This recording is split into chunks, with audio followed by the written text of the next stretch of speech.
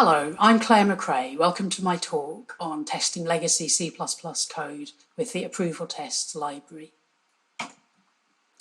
I've been programming in C++ for more than 20 years now, and I've always been interested in techniques and ways of writing automated tests for code to make sure it's doing the right thing in the first place and to make sure that it carries on working as well, and to make it easier to maintain.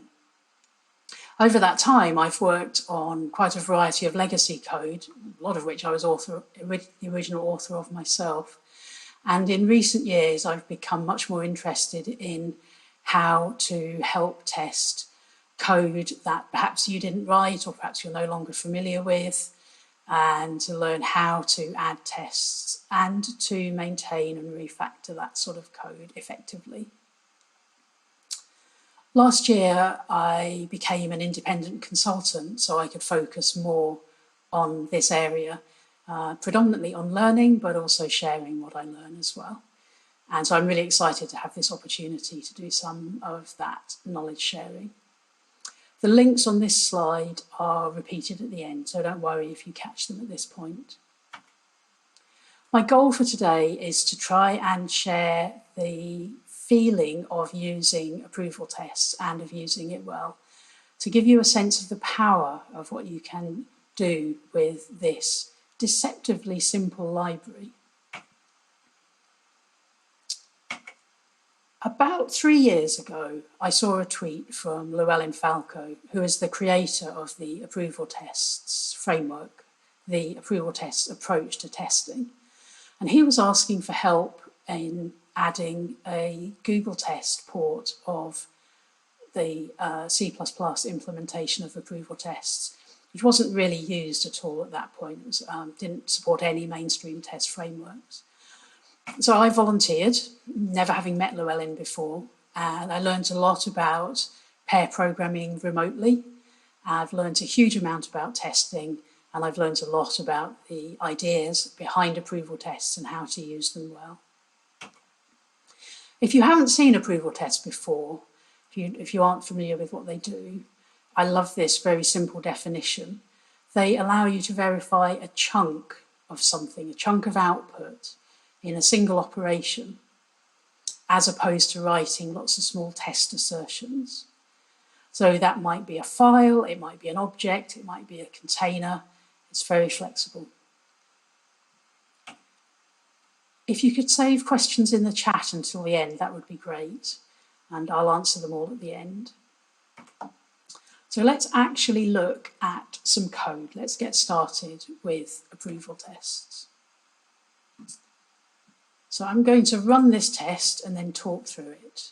So our task is to run and then fix the test. So I guess we can expect it's going to fail. Yes. So we're using the catch2 framework. And this line here says, call the function hello approvals and confirm that its output is a single question mark. And catch has told us that actually no, its output is this string here.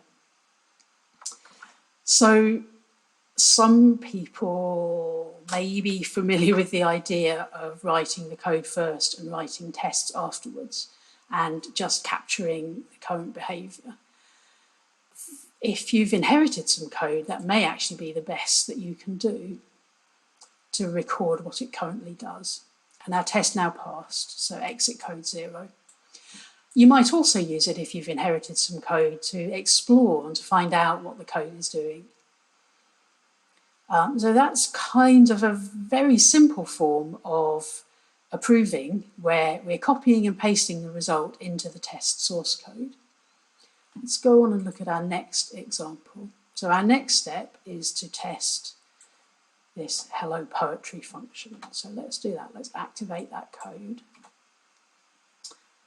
So at this point, we have no idea what it does. Okay, it's writing out some, Hitchhiker's Guide to the Galaxy poetry. Interesting.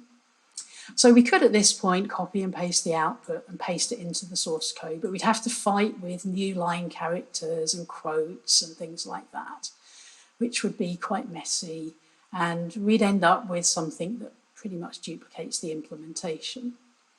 So this is, approval tests is a nice approach for that. So it's a good starting point to show you. So when you use approval tests, the first thing you need to do when you're setting it up is to tell approval tests how to connect to the test framework. It needs to know which of its supported test frameworks that you're using. And the way you do that is in your main, just in a single file, you use hash define approvals underscore and then the name of your test framework, and then you include the approval tests header. That's much the same thing if you've seen with catch. That's how you set up the main in catch. Approval tests is doing that same thing plus adding some approval specific code. So let's go ahead and paste the approval tests header in here. And so instead of doing a check, we are going to use approval tests and approvals. All of our functionality is in namespace approval tests, and then we have this class approvals, and I'm just going to see. So the recording of this session is slowing down the sort of auto predict or whatever inside CLine, which is a bit of a shame. But let's proceed. So with approvals, you say verify. Its vocabulary is verify. You pass in an object and you tell approvals to check its state. So immediately we see the difference between approval tests, where there's no expected value, and traditional unit tests. So let's run that and see what happens.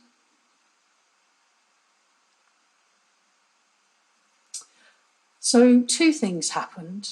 We got some console output which said it couldn't find a file called, it's in our source code directory and it ends in .approve.txt, and then it popped up a differencing tool. And this is core to how approval tests works. It provides you a visual representation of the results of the test. And it doesn't know what the right answer for this test is yet. This file on the right is called .approve.txt, and it's empty. This test has never been run before. There's not yet a right answer. And on the left-hand side, there's a .receive.txt file, and it shows the contents of the output of the operation that we were testing. So what I'm going to do is, because I like this output, I'm testing legacy code, and so whatever it does currently is the right answer. Then I will click on the right arrow and copy the text over. So that is my act of approving the output. And then I will say File, Save All, and then I will just close this window. So you'll see alongside the source code, we've got our .receive.txt file, which now contains the output from that was written by approval tests. And I've now copied the output by approving into approve.txt. So hopefully that makes sense. Let's see what happens if we run the test again. Okay, the test passed, exit code 0. And because it passed, no differencing tool popped up. See, that's empty. There's no nothing there, and the test was successful, so the .receive.txt was deleted. So we have our first successful approval test.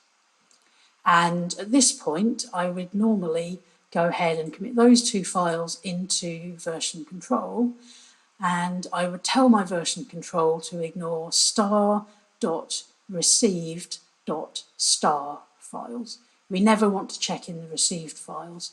We only check in the approved files. So that is hello approvals. So a quick summary, you've seen approvals verify, where I passed in a string, and there's a default additional parameter, an optional parameter, which is an options object that I'll touch on some uses of it later.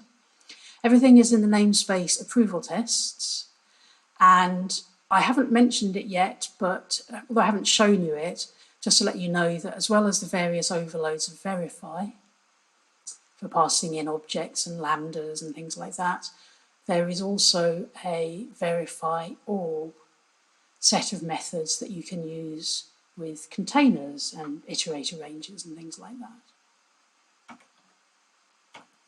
So the stages of approvals verify are: you pass in an object to the verify function. Approvals writes out a text representation of your object into a file called .received, usually conventionally .txt. It looks for the corresponding .approved.txt file, and if they're the same, and it checks if they're the same. It ignores differences in line endings, but other than that, the contents need to be identical. If they're the same, your test passed. If they're different, your test will fail, and then approval tests will look for a differencing tool on your computer. And it knows about 30 or so different tools across Windows, Linux and Mac. And it will use the first one it finds. You can tell it to use a particular one if you want to. But what it's trying to do is do as much as possible for you so that you can write the code and it just works. So it makes it really easy to add tests quickly, to visualize the differences in text as I showed you, and to update the output. So what I didn't demo is if your code changed, if the function that you're testing changed and the result differed, at that point, approval tests would again pop up a differencing tool, and you would see highlighted the difference between the approved or expected file and the received or actual file. So amongst the many conveniences that gives is it separates the test data from the test code. So it makes it much easier to write more, to test more significant amounts of data.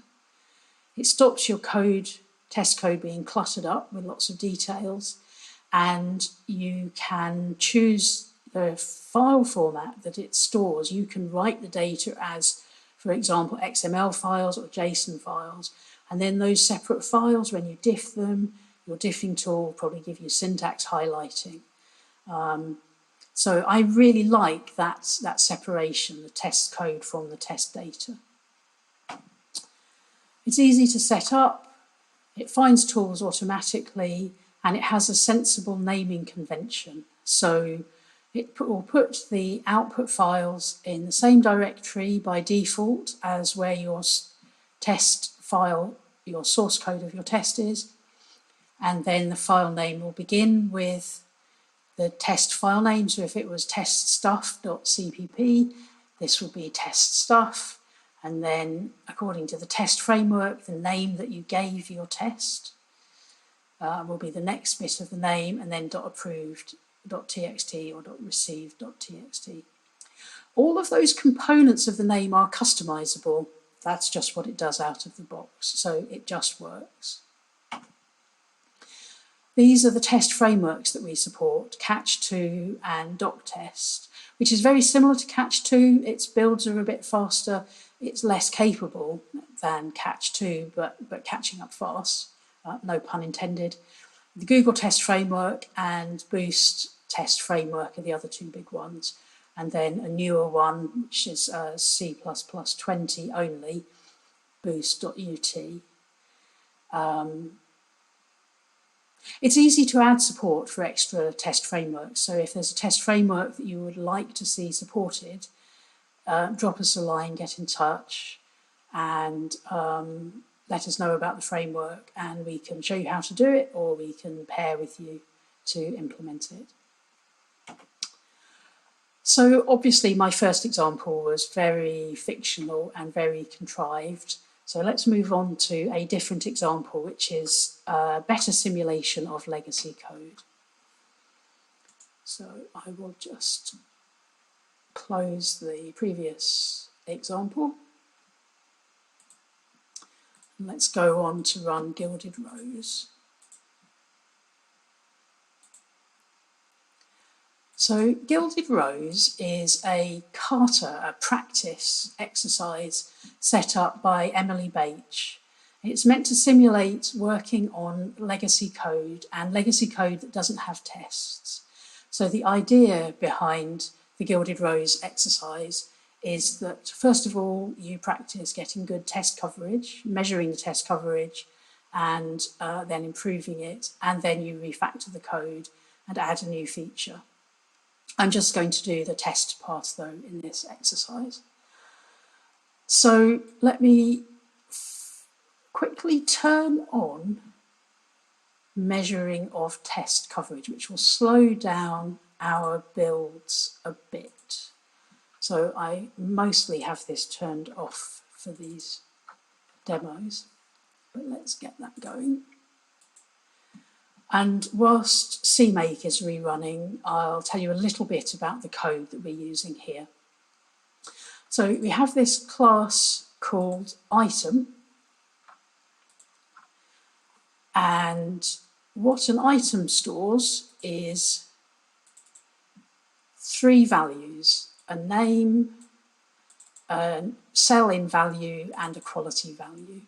And the details of these really don't matter. But these items are stored inside, a container of these items is stored inside a Gilded Rose object, and there is an update quality method. And it's this update quality method that is what this exercise is testing. And if we look at update quality, you'll see it's walls and walls of nested if blocks. So what Kate Gregory calls arrow code. Okay, so let's run the tests that we've got already and see what the code coverage is like. And in CLion, this little button here, if our compiler arguments are set up correctly, then it will measure coverage for us. I forgot to mention, I'm using the early access version of CLion 2020.2. The reason being that there are some bugs in the catch integration that are fixed in 2020.2. And so it means that proof of test works better, basically. You can actually see the error messages. Okay, so our test ran, it passed, and we can see that 51% of the lines in the Gilded Rose implementation have been executed during that first test. So these green bars down the left-hand side are C-lines showing us the lines that were reached in the test. It's not saying anything about whether the value was tested or not. It's just saying that that line was executed during the running of the test. And you can see we've got some red as well. So these lines were never covered. And this is useful when you start working on legacy code that's got tests. You can get a sense of how good the test coverage is. I've made these colours stand out a lot more brightly for the demo. They aren't quite as intrusive by default in CLion. So let's look at our test and what it did. So the first test that we inherited created an object called Wibble with these 2 values, and all it did was check that the name was still Wibble afterwards. And we might expect that update quality is changing the quality value, but that's not tested at all. So there's a second test, which tests all 3 data members in the one item after calling update quality. So that's why the test coverage is so low. It's really only testing one path through. We also get given some examples of using approval tests. And I want to demo, just talk through the code and show you how this works. So let's activate that code. And so before I showed you a method called verify, but now I want to talk through a mechanism, an approach called combination testing. So with this verify all combinations. So combination approvals, verify all combinations.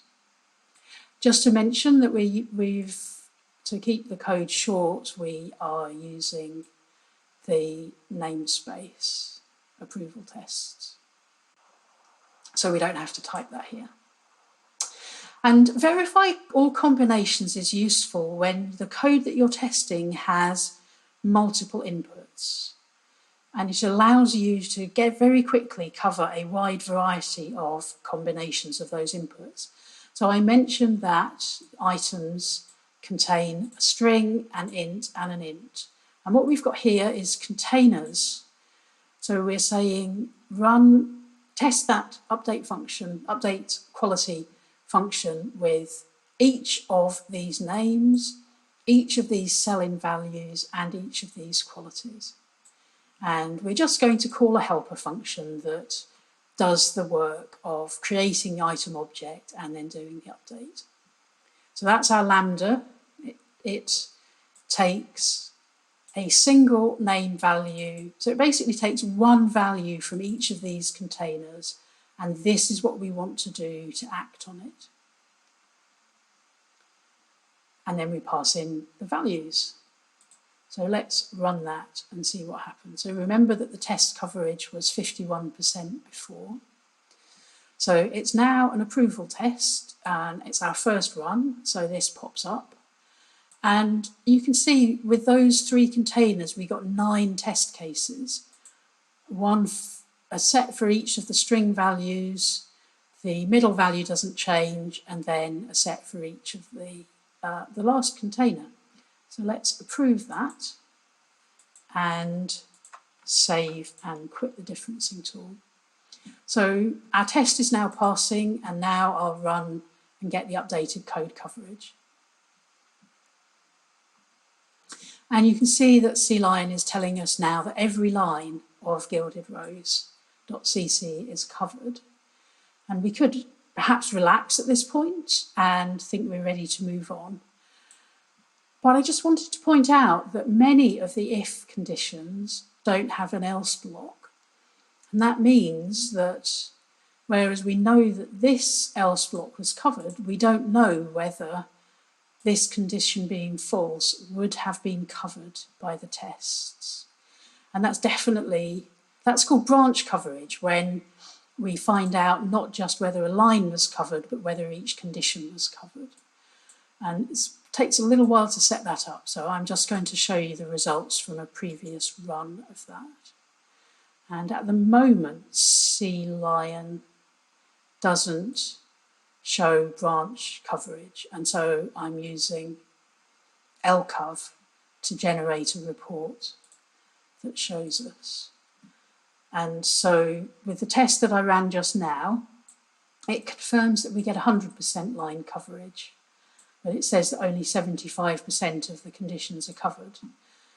So here, the code was tested with this condition being true, so where the name was not equal to sulfurous, but not false. So that tells us we've got a missing test case, that string there. And this line here, lines 11 and 12, you see how there are 2 conditions on that line, and it's telling us that we've got all 4 combinations tested, true and false for the first condition and true and false for the second. So we can use that to reason about the code and add more test cases. Or we could look at the numbers and think, well, okay, 50 is interesting. let's add a 49 and a 50 and a 51 or something like that. So we can very quickly get extra test coverage. And this last example here, if I activate this code, if we added that one extra string value, a couple of extra numbers there, that gets us to 100% branch coverage. Now these are small numbers of inputs, but there's no limit to the size of inputs and the number of inputs as well that you can pass in to verify all combinations. So let's look at a summary of that. So approvals, one of its main uses on legacy code is for testing legacy code. And a big point I want to say is, I'm not saying when you inherit some code, test all of it, write tests for everything. You probably disappear into a pit and achieve nothing. But look at areas where you need to work. If you start working on an area, you need to refactor to add a new feature, or you need to understand to fix a bug. That's the point where it's good at least to understand what the code coverage is. So this is to help developers do their job, and verify all combinations can be really powerful for that. It's also a particular use of approval tests that's really good, not just for legacy code, but for new code, getting good coverage for new code as well. I glossed over in that demo the fact that an item object was being stored as a string. Let me just go back, and there is something that I will run that last test, because something I didn't point out that I would like to show you now. I think it's key to understanding or to using approval tests effectively. So I've activated that verify more combinations, and so this will fail. Okay, so just again to emphasize, the inputs are displayed here and then the result. And how you choose to write out your object, that's totally under your control. So that's what's going on here. Okay, so I just wanted to show you that. So that's what we call a string conversion, or toString. It's the simplest is you pass in some text as a string and no conversion is required. But for anything else, if you pass in an object, approval test will look to see if there's an output stream operator that takes your object, which there was already created for us in that example I just showed you. You can also pass in an object and a lambda that takes a stream, output stream, and you can write out in any format you want the bits of interest in the object that you're testing. And then there's a couple of recent and more sophisticated mechanisms to give you a lot more control still. But usually either of these first two will be fine. You can find out more about those with this, looking at our string conversions page. So that's toString on our user guide. And recently, we had a fantastic contribution to add support for the format library. So instead of using approvals verify, if you use FMT approvals verify, then your object will be printed out by the format library. So if you've got containers, maps, pairs, tuples, all that sort of thing, then that library does a nice job of writing out that data. So that might be interesting to try out. How you format the information is really important though. So on the left, we have 3 rectangles. So a container of 3 rectangle objects was passed to verify all.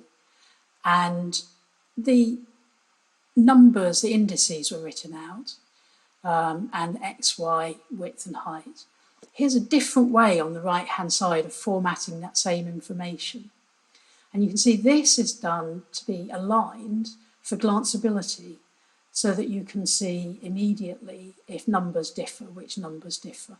So the formatting, the structure of what you write out is really important. It's also worth noting that objects, it's good if your tests only write out relevant data from the objects that they're testing.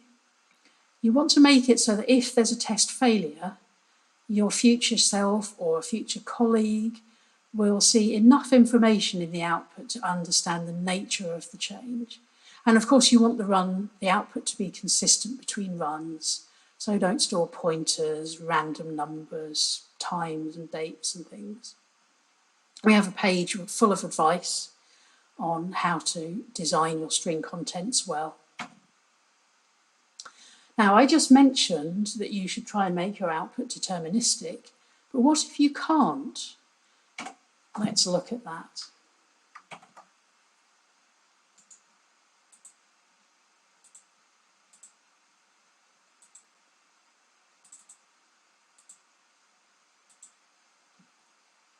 Okay, so what have we got here? We have got one test. We've got something called complex operation, and we're asked to write a test for the log output from do stuff to enable refactoring work. So we're creating a complex operation object called stuff, and then we're calling do stuff. So let's run that and see what happens.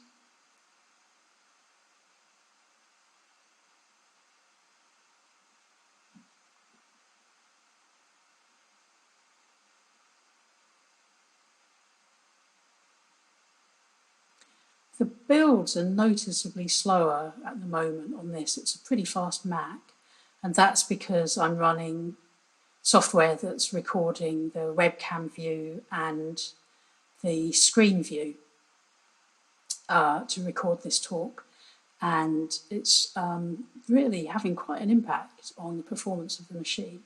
So please don't take the speed of these builds to be representative of approval test builds. And in fact, we recently did some work to make the building of our tests a lot quicker.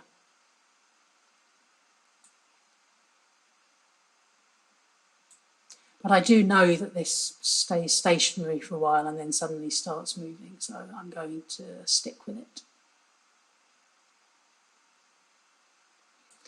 Now, because we're writing out to standard output, to std cout, what I'm expecting that I'll see is some console output that prints whatever the log is of this. I remember one thing that's going to help. Let me stop this build. Let me turn the code coverage back off because, as I said, that does slow builds down a bit. So CMake is rerunning, and when that's finished, let's try again, and that should help.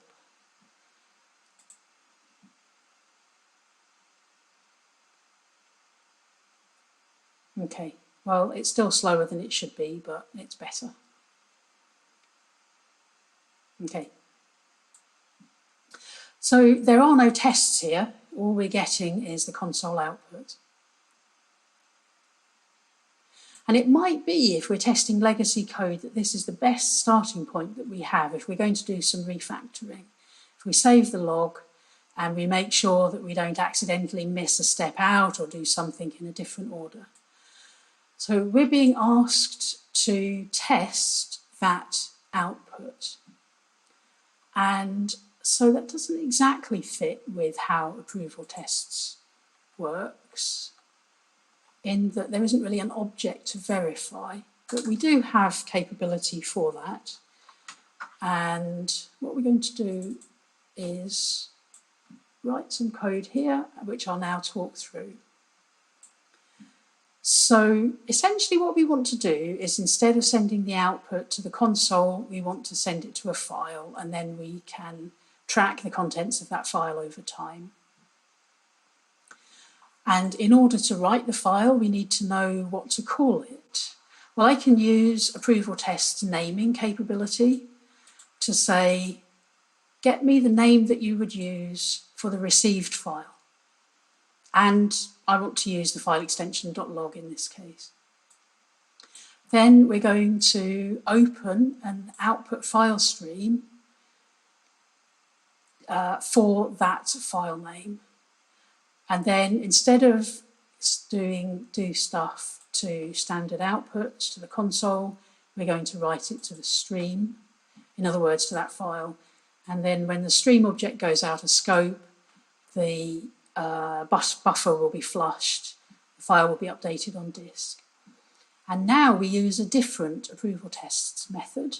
We say verify existing file. So we're saying we've got this file already, doesn't matter where it came from, let's verify it. So let's run that.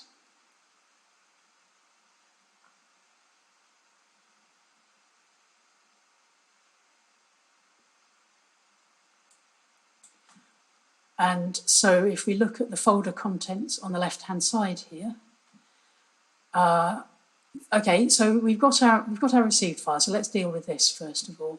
So that's the same output as we saw on the console. Let's approve it, save the right-hand side and quit it. But I wanted to show you that this folder has appeared called approval tests. And that's because in my main.cpp, anywhere inside the main.cpp, I'm using this use approvals subdirectory folder to say, don't clutter up the directory where my source code is, create a folder called approval tests and put the approved files in there. Just to note that you do need to hang on to the resulting object, what's returned by that. That's just the way our customizations work. I might explain a bit more about it later, but it's a bit of a diversion at the moment. So we have our received file and our approved file, which I've just copied the information over to. So if we run it again, it should pass because we've approved the output. Oh, wait, what? It hasn't, it's failed. So this shows you how approval tests pops up a differencing tool if the approved and the received differ. And of course, it's because there's a date and timestamp here. So there's no point me copying that over to the right-hand side because of course it's going to be different by the time of the next run. So this is one form of non-deterministic output that you might get when you're testing legacy code. And approvals has a mechanism called scrubbing or scrubbers. Approvals is implemented for a dozen or more different programming languages. I've made good use of the Python implementation of approval tests. And one of the things that's really powerful about it is it uses the native language style of coding, but the vocabulary is consistent across all implementations in the different libraries, different languages. And so that scrubbers comes from that word is used in other languages as well. So I've got some code here, and we can use a regular expression to identify patterns in the output that we want to treat differently. So instead of calling verify existing file on the file name, what we're going to do is we're going to create a regular expression here that matches the date and time in my locale at least. And we're going to, after we pass in the file name, we're going to create an options object and pass in a scrubber. So we're going to say, do this verify, but use a scrubber. It's going to be a regular expression scrubber.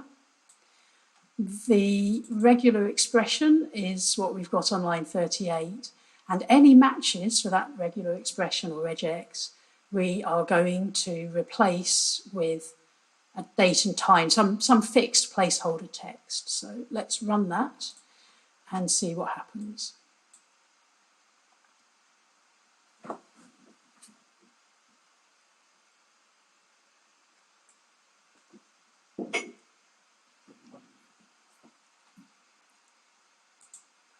So we now have our received on the left-hand side has got our placeholder text. And if we run it again, it will pass. An idea from the C# library, just to point out, is that you don't have to put fixed text in. You can recognise patterns and put in, so for example, if your output file had multiple GUIDs, so hexadecimal strings, you could replace the first found GUID with GUID 1, and then all instances of that in the file would be replaced with GUID 1, and then the next one GUID 2, and so on. So it's very powerful. Okay, so that will pass, which is great. So I've covered a variety of different things there, but the main points are, if you happen to be testing code that writes output files, then be aware of verify existing file. And if your output is non-deterministic, be aware of using scrubbers to update the output. We've got a few different scrubbers implemented, and we expect to add more over time. And that, I think, is a good point to move on to talking about the customizability of approval tests in C++. So when you call approvals verify or any of its overloads or any of the similar methods, what you pass in gets scrubbed. The default action, of course, is to do nothing. It's an empty scrubber, a scrubber that does nothing. Approval test then looks to work out the name of the received file and the approved file. And then it uses a writer object to write the scrubbed representation of your thing that you're testing to the correctly named file. And it will then have a received and approved file, and it uses a comparator to work out if those two files are equivalent or not, the contents of them are equivalent or not. And as I said, by default, it ignores line endings, differences in line endings. If the comparator says the contents are the same, then the test passes. If not, the test fails and a reporter is called. And all of these in blue are customization points, so you can control any of those in a variety of rich ways. If you want to find more about those customization points, we have written them up. This is a small snippet from our documentation that's on GitHub at this URL here. We recently added the ability to view the documentation on a fantastic website, Read the Docs. And the content is the same, they're both equally up to date. I personally prefer the formatting of the Read the Docs output, and it has a nice search capability. You can download a PDF to read offline, and it generates API from Doxygen of a few of our key classes. I just wanted to mention that we do take great pride in our documentation. We have lots of code examples, and all of those examples are generated from compiled and tested code. And so we're confident that all of our example code is always up to date and always working, which we think is important. I'm going to move on now to show you ways of visualizing differences. So far we've only been looking at text differences, and my next example is going to be looking at some graphics files. So let's move on to that. Example 4. Okay, here's our test. This test fails. How big is the difference in the image?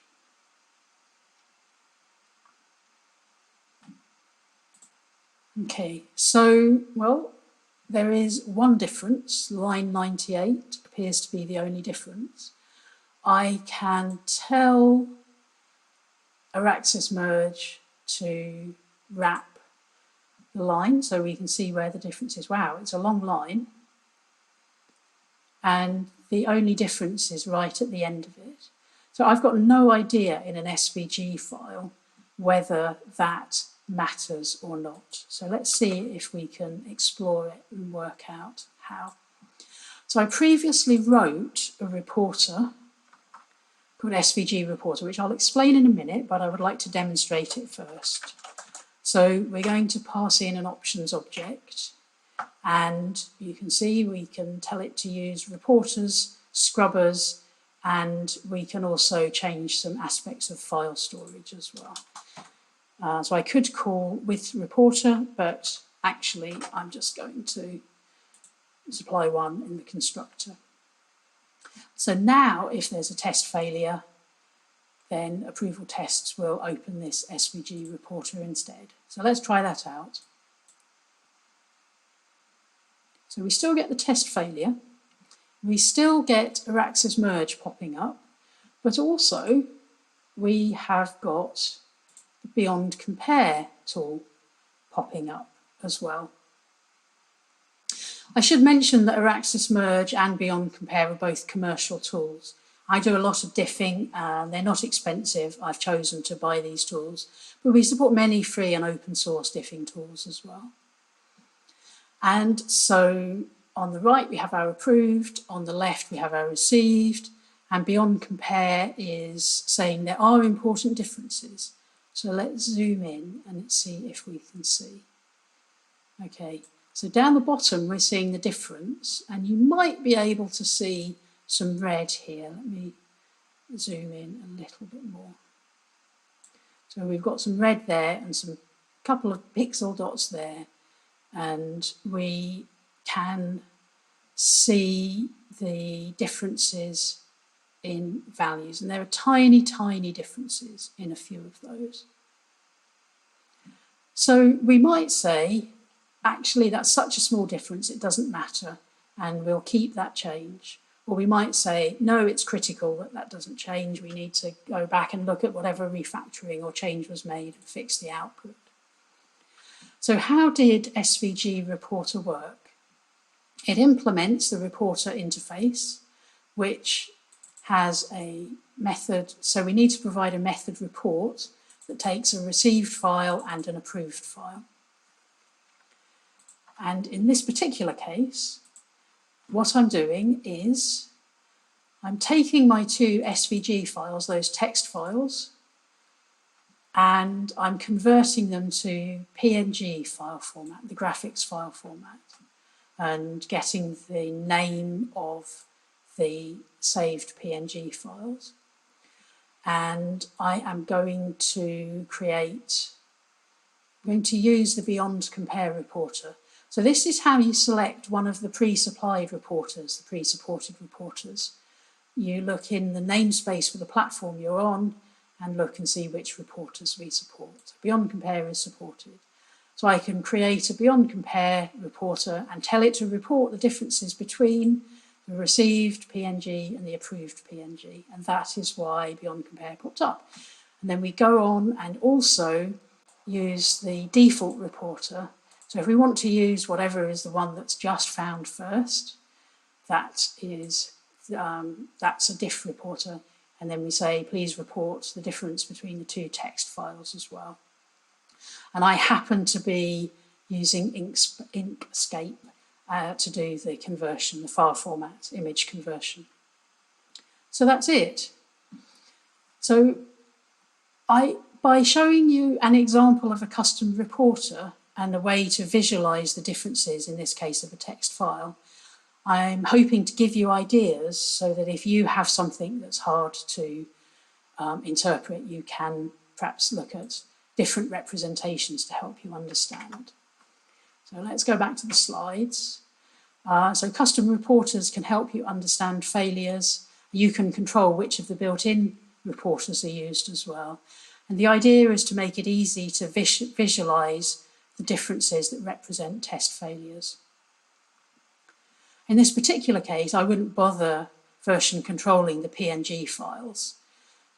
they can always be recreated from the version-controlled SVG files, so there's no need to clutter up our version control system with those binary files.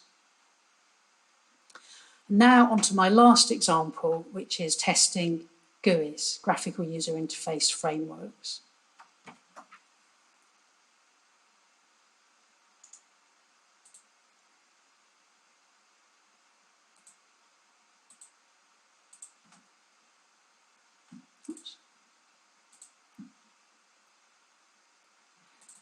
So I just wanted to share awareness of a new, very early version of a layer of code on top of approval tests that I've been showing you, called approval tests for Qt or Qt.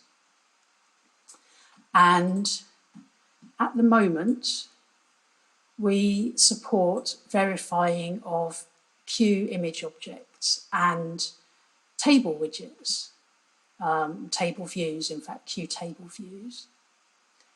So let's run this first test and I will talk through it. So what we're simulating here is we've got some legacy code that it currently mixes the calculations.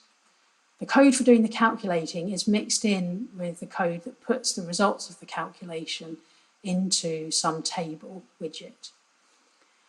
And what I'm actually wanting to do is refactor and separate out the calculation code from the display code, which is always a good thing to do in graphical user interface code, is to keep your logic, your algorithms separate from the display code. So let's run that. And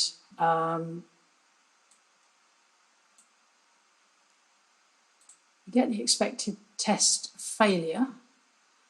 Let me close that result from earlier. And so in our axis merge, let's turn off line wrapping. You can see that our table has 300 lines in, and it has a bunch of columns, 16 columns. And what we can do is approve that result. And now we have a text file that shows the contents, the result of the algorithm that I want to separate. So, I mean, it's a small example, but it's representative of some work that I did last year where I really did need to separate out some important functionality from some Qt code because we wanted to reuse the algorithm somewhere else. And what we're doing is we're creating a Q table widget object, filling it, and then approval test for Qt, we have verify Q table view. So the idea is I'm not verifying, I'm not saving all of the state of what the font is that the table is drawn with and the font size and the colour and all of that. I'm saying that what I want to preserve and make sure I don't change is the text content.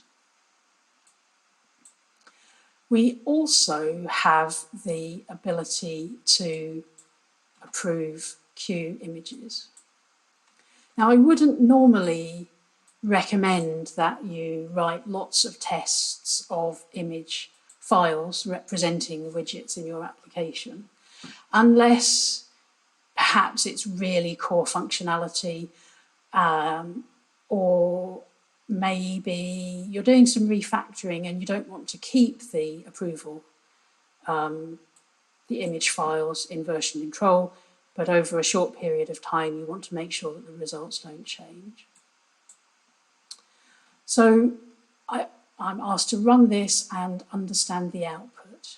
So let's look at what's going on. We've got a container of 4 colours, and for each of those colours we're creating an image of that colour.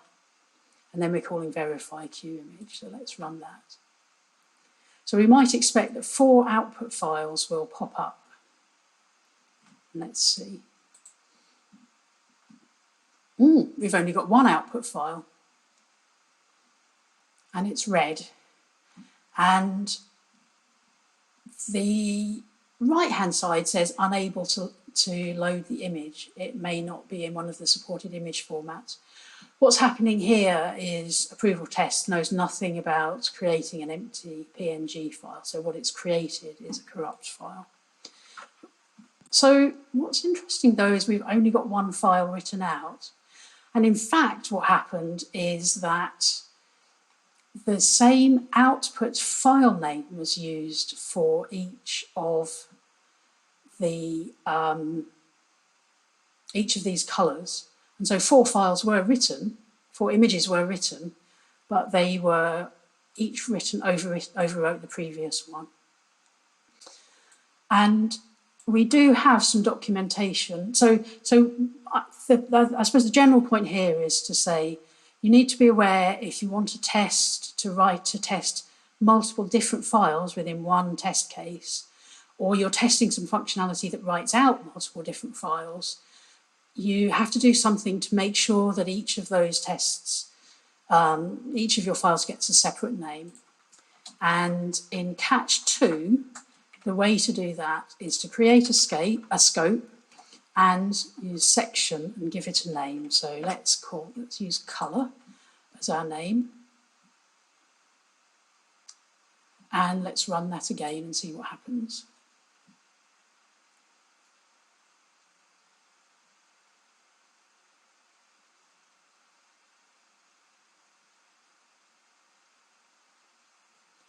And what approval test will do, it will add each of the 4 files it will create, it will append the section name to. So our files will have a .red.approved.txt and so on.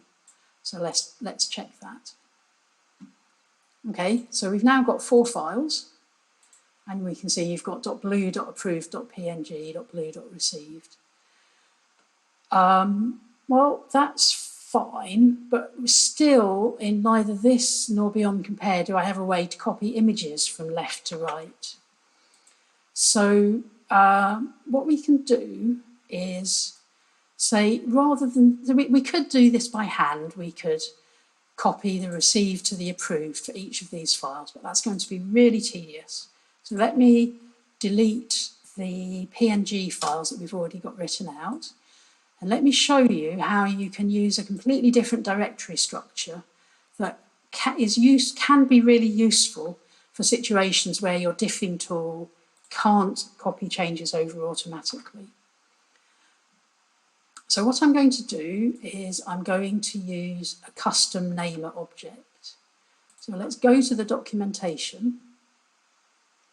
And what this namer does is it puts the approved files in a folder called approved and the received in a folder called received, and then they have a matching name. And this means that we can diff the folders and manage the files in them. And the way that we do that is putting this line in our code. Now we could do it in our main if we wanted, but here I'm going to put it in just this one test. And again, we need to hold on to the result. So each of our customization mechanisms returns an object that,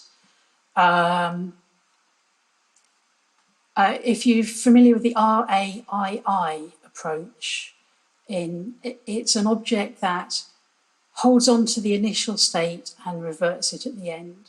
So before this line of code, we use the default namer. So long as this object exists, we'll carry on using, oops, sorry, that's not the line I meant to do. Let's go back to this. It was that line of code I needed to copy in. As long as this object exists, we'll be using the custom namer. As soon as that goes out of scope, the previous namer will be restored. And we call those disposable objects, disposers, the things that get returned. So it gives you really fine-grained control in different scopes of your program as to how long customizations apply for.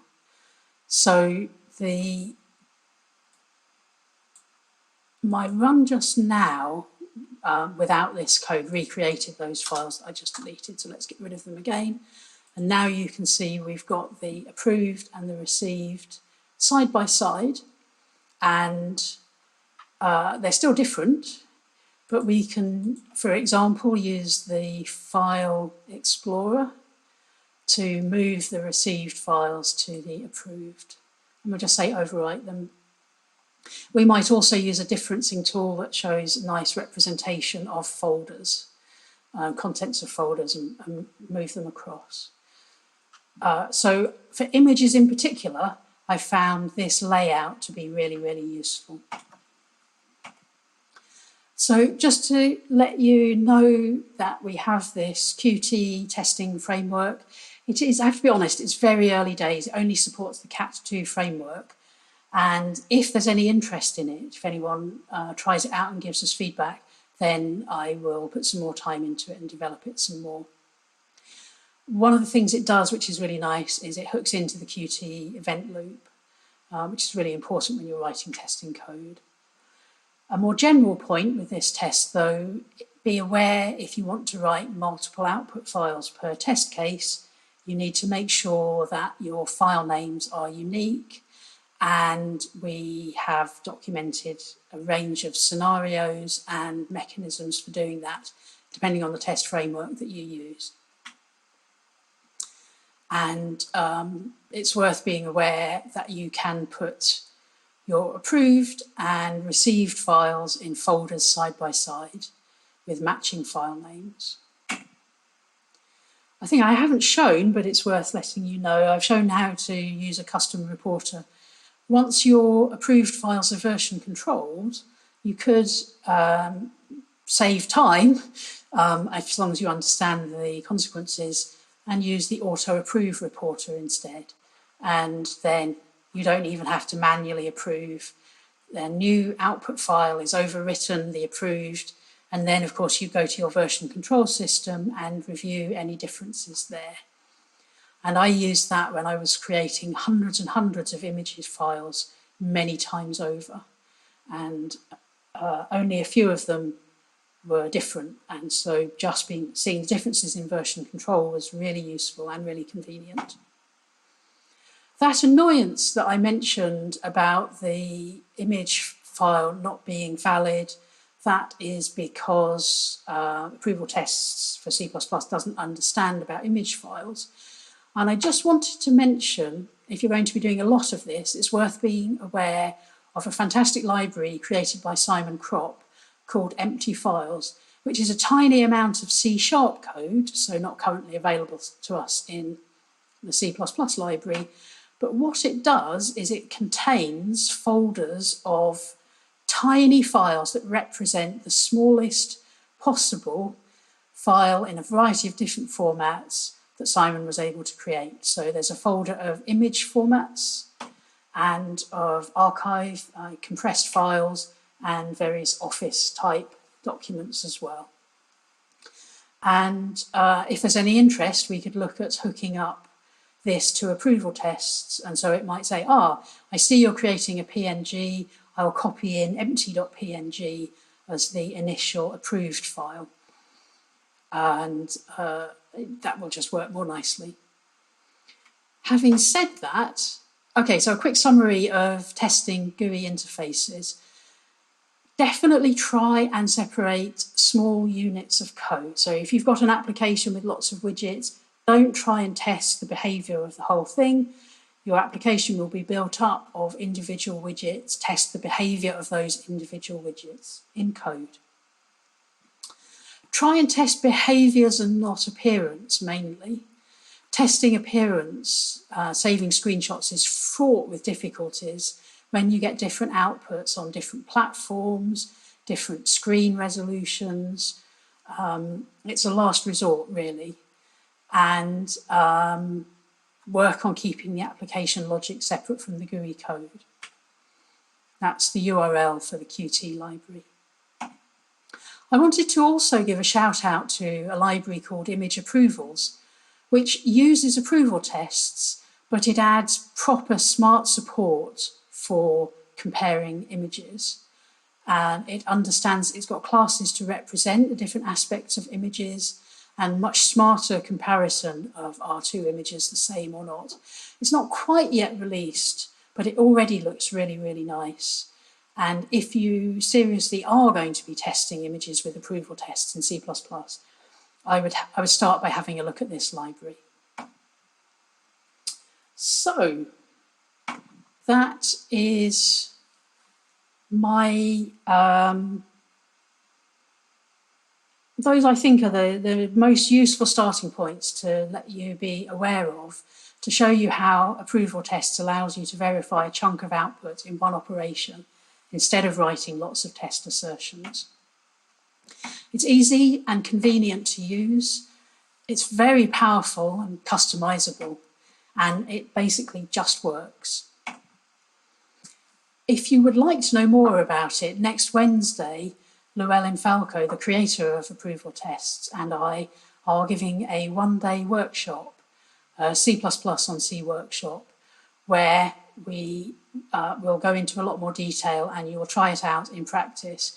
And there's a crucial extra step to that workshop, which is showing you techniques for adding approval tests to complex legacy code where you can't work out how to even start writing the test and how to start refactoring the code. So I'm really looking forward to that. Wednesday, the 22nd of July. There's still space to sign up. And that is my take on how to quickly and effectively test legacy C++ code with approval tests. Thank you very much indeed.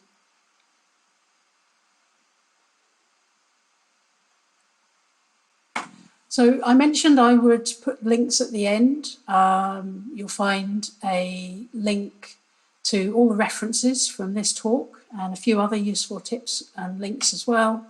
And this is how you can contact me if you would like to find out more, though my intention is that you should be able to just get going with what I've shown you. And I very much hope that will be the case. And now I'm happy to take any questions. Thank you very much indeed.